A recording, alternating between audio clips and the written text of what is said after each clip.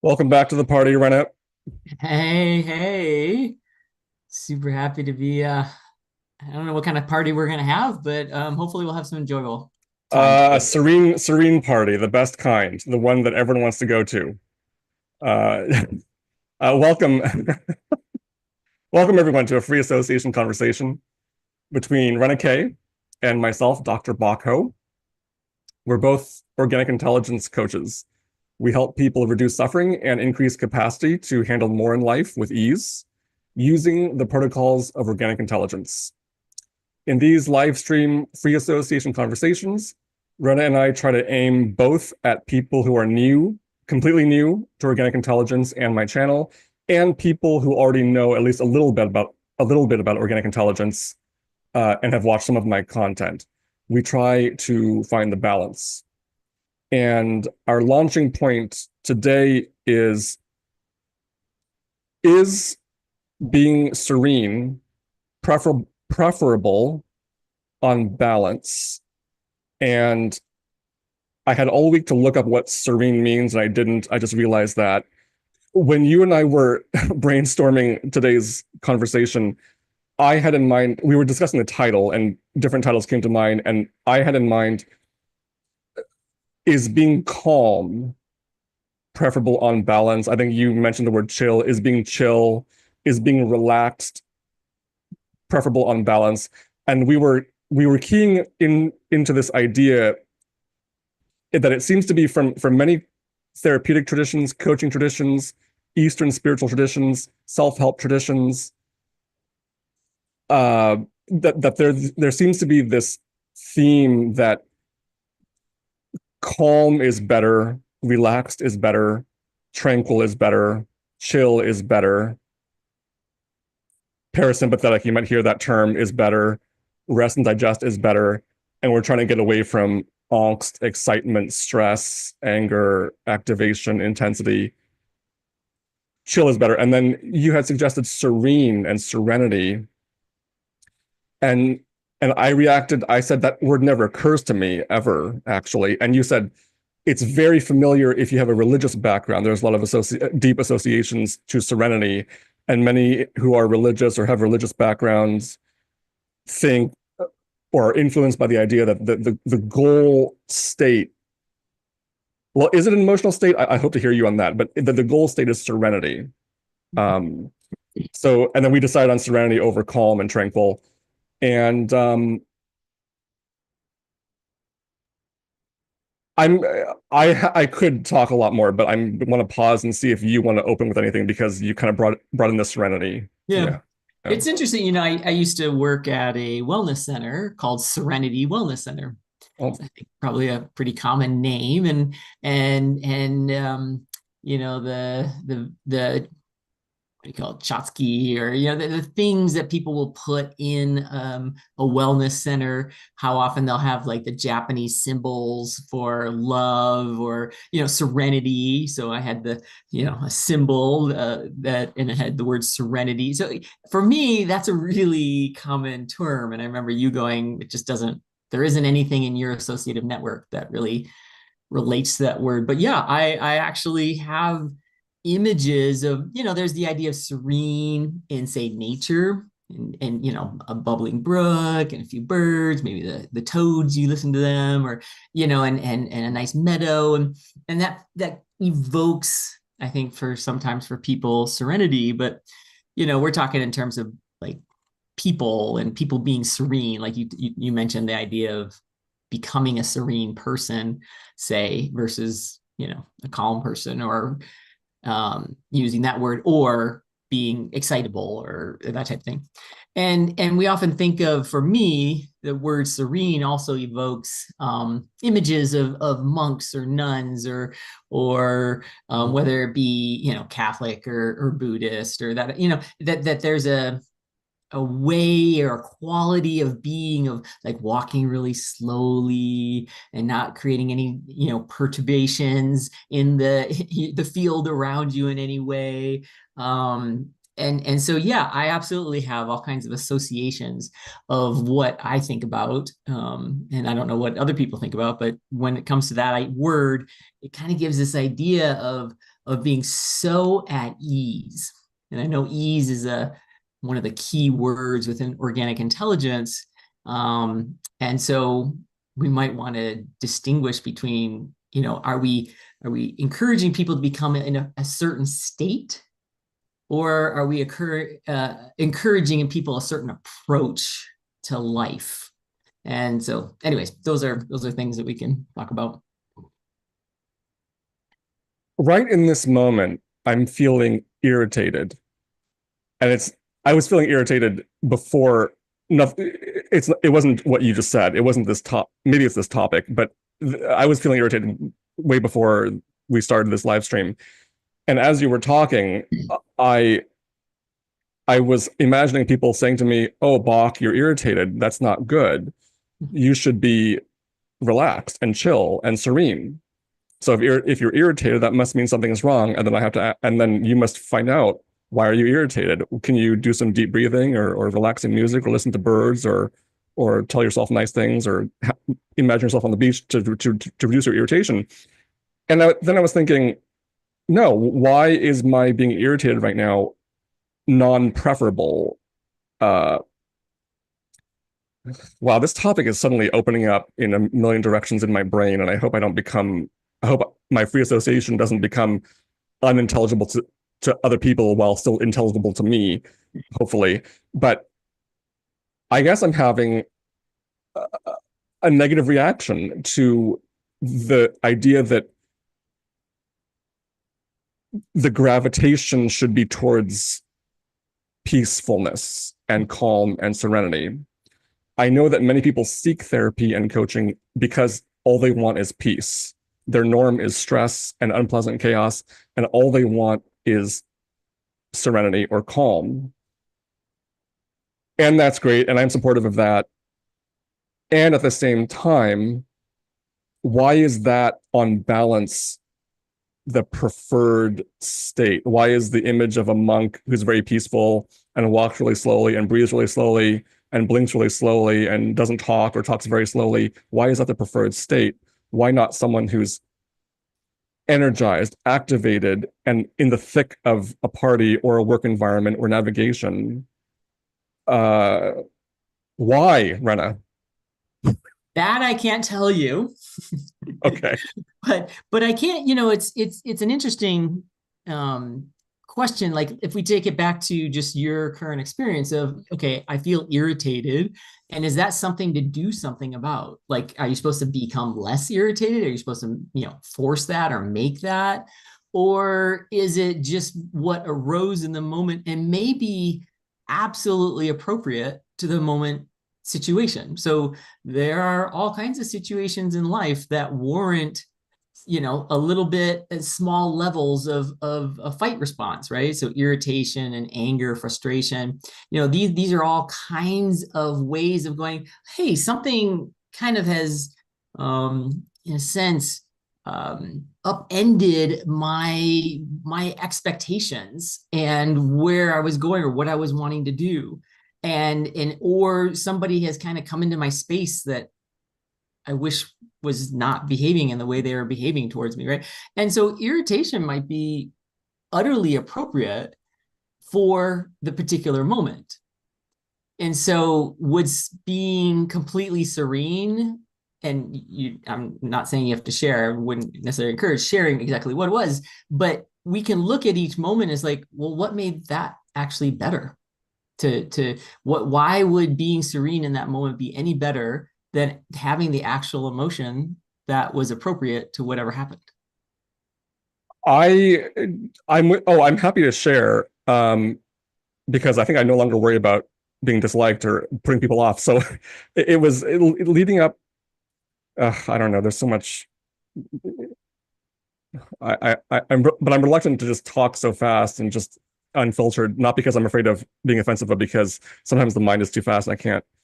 Um, Leading up to this live stream, I had images content came up about the organic intelligence community and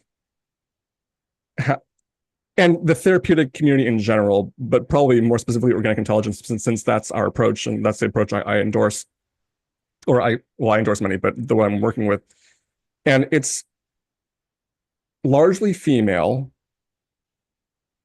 And in most of my interactions when we're doing practice training with other coaches, there's there's this theme of calm is better, relaxation is better, and I find that irritating. Yeah. And if I can just continue a bit, inorganic intelligence, the technical goal of organic intelligence work, a technical goal is to increase your biological capacity to process information and intensity. Most people go in for therapy for not that reason, because that's technical, but they go in for, I don't want anxiety, I want more peace. But that's a technical goal, and that a goal is achieved by experiencing certain amounts of intensity that reach a threshold and then deactivate, certain amounts of intensity that reach a threshold and then deactivate, certain amounts of intensity, and so on. And the idea that being calm and relaxed and peaceful is preferable on balance seems to just choose the downstroke points. And then when it's all one thing, that phrase also came up to me. If I'm starting to not make sense, it's because I'm really doing free association conversation, by the way. So I apologize to the audience if you can't track. But there's this phrase that I encountered in some context. It's all one thing. So when you're serene, you're serene. When you're not serene, when you're excited, you're excited. When you're irritated, you're irritated. When you're sad, you're sad. But it's all one thing in the sense that you just have this course, this life process. And I think that a preference for serene can make sense, because a lot of people are dealing with too much stress, too much unpleasant chaos. At the same time, in the wider picture, I think that third wheel in the tricycle should drop off at some point, Mm-hmm. the serenity wheel, Mm-hmm. so that you can take off. Yeah, there for sure, right? Because what you're pointing to is that the biology has its own agenda. Mm. Its own agenda is, at the very basic, don't die, but also, moving in the direction of well-being, so survival and so forth. And so that's what the biology cares about. And so it's going to do activation, deactivation, up and down in its own way to deal with whatever is in the environment, because the environment, the interaction of the biology with the environment is what's going to dictate what's appropriate in the moment. And so no doubt, like, even though I might prefer a Chopin sonata and going to a concert like that, that's not necessarily any preferable that somebody who likes to go to a techno club and dance to techno music, right? Like they're both expressions of life, and they both can contribute to well-being. I just happen to be a person who likes music that's a different kind of music. But that's not in our question. Is it preferable? No, it's not preferable. There's incredible room for excitation. Like we want excitation. That's part of the going up. And so in this, I think we haven't distinguished between the difference between the upstroke, the activation that is pleasant versus the activation that's unpleasant. So everything you've talked about is that people are trying to get away from unpleasant activation. So they go into therapy, they want less stress. They want less agitation with their partner. So they don't want that. But what we often don't catch is that activation can be either pleasant or unpleasant, right? So unpleasant, we're very familiar, the fight, the flight, these high energy states that get us to move and take action. And that's super good, because in life, there are times we need to really move and take action for our well-being or others' well-being that we care about. But there's also this whole idea of, well, what about excitation that just feels good? So we're out dancing, we're doing drumming, we're working really hard towards some goal, and that work feels good. We're studying languages, and we're really enjoying the hard work of life. Like that's pleasant activation. And when I'm playing, a really fast cello piece, I'm not thinking about being serene. That's not what's trying to be communicated. It wouldn't make sense. What's trying to be communicated in that experience is excitation. And excitation is great in life. It's what gets, Mm. houses built, food grown, bridges built, skyscrapers built, like all of life, and the way we live life on this planet, and all the advantages that we have come about because somebody in a state of excitation wanted to create that. Yes. Right. Uh, And if all they did was like, let me be serene, let me be serene, let me be serene, then what you're calling the downstroke, if that's all there was, that's all we'd be doing is walking around being serene. I yes, there was a psychologist who uh, shared that she's a Buddhist and an advanced meditator, and says she can and does sit by a window and look out all day long, and could spend the whole day just sitting looking out a window and be completely content. And then she got a lot of praise for that, laurels for that. And I think that was a clear example to me of the worship of serenity, of the view that serenity is on balance preferable. To which I have in the current moment an aversive reaction. Excitement is good, and it's the stuff of life, because life, as Ayn Rand said, is motion. By the way, Rena, of Chopin, Ayn Rand said Chopin is for old ladies, by the way. Anyway, I'm going to continue with that and I'll let you react to me. So excitement, you said, is good. And in organic intelligence, we prefer pleasurable excitement over unpleasant excitement. And that's really key, because that's what organizes the biology. At the same time, but I want to share this. So about unpleasant excitement, because I think it has a place. It can have a place. Oh, for sure. Yeah, but and I want to get an Yeah, please example do. out. Yeah, let me. So years ago, so Rena, talking to the audience, Rena was my organic intelligence coach for, and still is my organic intelligence coach. I go to her for session work. I did session work with her for many years, and there was a time in which I was seeing a psychotherapist and Ren at the same time, and I had I had just started with Rena, and then but I was established with the psychotherapist, and then one of the issues I was going through was a lot of anger.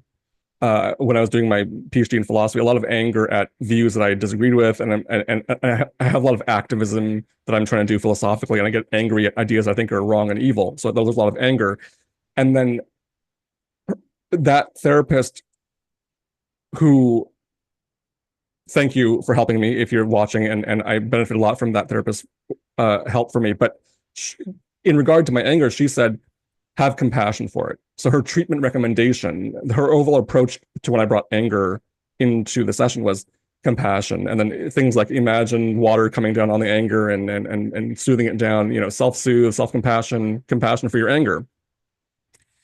And then I go, and then with you, I'm a little bit aware that I may be sharing something that you told me, but I'm going to go with it because I think you'll be okay with it. So you said, use it. Anger is power. Anger energizes you. Anger motivates you. You didn't say, well, let's distinguish between pleasurable and pleasant and unpleasant excitement, and then try to aim for pleasant. I mean, that would be a longer term thing. But at the same time, right, your system is what it is in the moment. So if you have anger and that anger is helping you write and get through the program, maybe it would be more efficient if you had a different kind of excitement that's more pleasurable and less taxing on the biology. But right now you're rocketed by anger, so go with the anger; it fuels you. And then there was a moment where I was thinking, okay, the psychotherapist was saying, have compassion for your anger. Imagine the blue putting out the red, and then Rena is saying, no, anger is your rocket ship. And I gravitated. And then there was this funny issue, like, this is what happens when you have two practitioners, help. But yes, so I think that many people and many healers have I don't know if I agree with what I'm going to say, but an overly risk averse or conservative approach to activation, even though organic intelligence is pro low intensity. So that's a whole opening up cans of worms here as usual. Um, Yeah, it's yeah. super interesting because again, it's so context dependent. Mm. So I'm thinking of a story. This is a story I got. I remember Naomi Rachel Ream, and I might have said the order of the names wrong. She was a female physician, and she did some writing, and she told a story about one of her clients who was a longtime Buddhist meditator and spent a lot of time meditating, and he had a roommate, and his roommate had a habit of coming home drunk and having, you know, just messing up the house and these kinds of things. And he was really had, you know, his roommate had been, you know, they've been having conversations about changing and doing things differently and kind of getting out of the addictive process. So, you know, this guy had a kind of a sense that his roommate was you know, heading down the straight and narrow, so to speak, right? And so one night he comes home really late, completely blasted, trashed, and super loud, like midnight.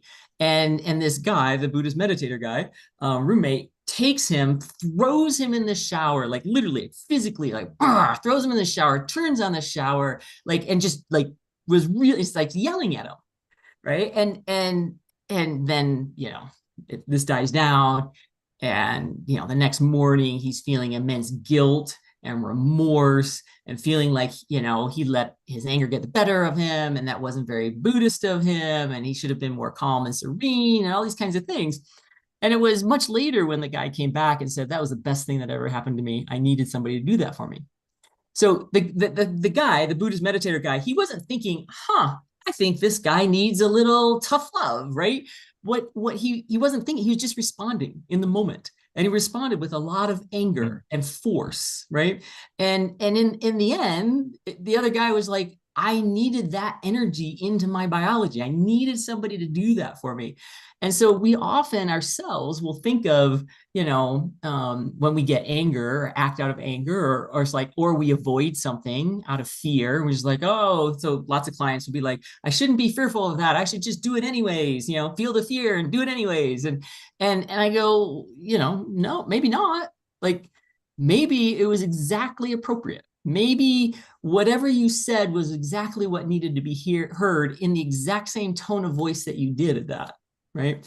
And so this idea that we're supposed to be, you know, these to use our word again, serene, these serene beings at all times in all situations and never have a response, that actually wouldn't be beneficial for the well-being of the individual or other people within that environment. That is not it's just not rational, is what what is it? Yeah, agreed. At the same time, organic intelligence is fundamentally and extremely distinctive, positively distinctive, in my opinion, for being a low intensity approach to growth, and criticizes many mainstream approaches as too intense. So I think it's important to, so we have these two things going on. One is that organic intelligence is fundamentally and distinctively much lower intense of an approach because that's what grows the biology. At the same time, it advocates that excitement is crucial and that serenity is not the end goal, I think. So Yeah. they seem to be intentional. So let me try to address that because I think it's an important thing for new people to organic intelligence. So according to organic intelligence, when you're uncomfortable, your biology will protect its current capacity to process information intensely and not grow. So therapy that produces discomfort, like exposes you to what's unpleasant, makes you face your fears, makes you challenge your thoughts, assigns you goals for the week. To the extent this is uncomfortable, your biology will backlash and will not actually grow capacity. You may be able to do those things, but your biology won't grow capacity. So comfort is key for getting the biology to a point where it starts to grow its own capacity. So we're pro comfort and against excess excitement and intensity for sure, and fundamentally. At the same time, when comfort is established, and to the degree comfort is established through the two conditions of orientation and pleasure, and if you're new to orientation, my videos have a lot on orientation. To the extent your comfort is established, then you will go through cycles of excitation and relaxation, excitation, relaxation. And in that context, we want to be pro excitation and not have a preference or bias towards relaxation. Okay. Right. Yeah. Right. Yep. It'd be like saying that the exhale is preferable to the inhale. Mm. I'm wondering if someone might say this live stream topic could be thrown in the trash because we should really look to psychologists who study life stages. And so some younger adults, middle adults, more activated. And then when you're older, you mellow out. And then when you die, you rest in peace, ideally. So there's this idea from some psychologists that serenity has a time in the human lifespan and not others. So we should just not talk and just point to textbooks that say, well, there's a time for serenity, and it's like when you're 65 to whatever. Yeah, when you're an old woman listening to Chopin. Yes. Yeah, there is no, I mean, yes, of course there's life stages in certain ways because there's trajectories and arcs and so forth. But as far as like serenity, you can actually qualify it kind of as an emotional state, right? It's like we're kind of describing some emotional qualities, and there's just no limit on when you can have one particular emotion versus another particular emotion. Young people may have more energy to express their excitement, possibly, but I've seen some pretty excitable older folks in my day. Yeah. And so yeah, I don't think there's any limit. And it just goes back to what you're saying, that it's really about allowing the biology to do its oscillations, to be able to do arousal and de-arousal that is appropriate to the moment, and what we think is appropriate to the meaning channel, the part that's trying to control our lives by how we think about life, that is not necessarily always in line with what the biology wants. May I cut in? Yes. Since we have to end on exact time today. I think a major reason serenity is so attractive, serenity, calm, peace, tranquility, chill, relax, why that's so attractive to a lot of people is that in the therapy world and the coaching world, the what you're primarily working with is people who are too stressed, and so you need regulation strategies, breathe, exercise, look at trees, and then you'll calm down. And so serenity becomes the goal because the system is staying the same in its capacity. It's not able to process more intensely. So you have to keep doing serenity stuff. But from an organic intelligence perspective, if you can increase the system's capacity, the biology's capacity, there won't be as much need to focus on serenity because there's more capacity for excitement. Right. As opposed to all the self-protective responses of fleeing or fighting. So if we contrast serenity to a whole lot of fight and fight, or a whole lot of over control, like controlling life so much so that there's no flight or fight stuff that leaks out. So there's no anger or anxiety that leaks out. And you can do that through control. But if that's what you're doing, it is exhausting. And so yeah, serenity could easily be preferable to that. But it's not preferable, as you say, on balance, or in the end of the day.